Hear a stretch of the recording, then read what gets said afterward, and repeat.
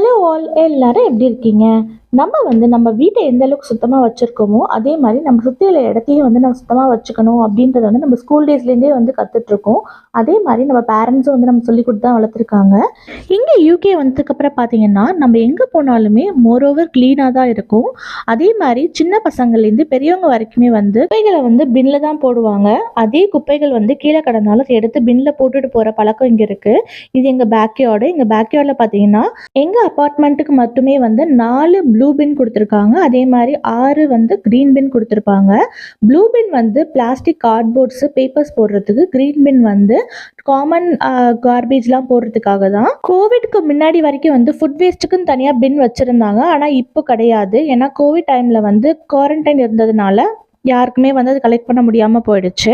இந்த மாதிரி தான் வாரத்தில் 2 நாள், ஒரு நாள் ப்ளூ பின், ஒரு நாள் க்ரீன் பின் கலெக்ட் பண்ணுவாங்க.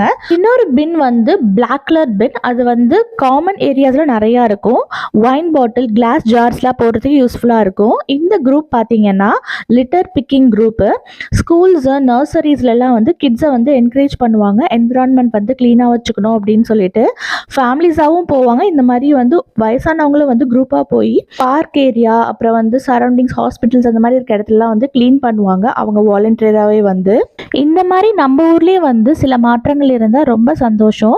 அப்படி இல்லைன்னா இவங்கள மாதிரி நம்ம பார்த்து கற்றுக்கலாம். இந்த மாதிரி சின்ன சின்ன விஷயங்களே நம்ம குழந்தைங்களுக்கு பழக்கப்படுத்தலான்றது என்னோட கருத்து. உங்களோட கருத்து என்னன்றதை கீழே கமெண்ட் பண்ணுங்கள். இந்த வீடியோக்கு லைக் பண்ண மறந்துடாதீங்க. பா.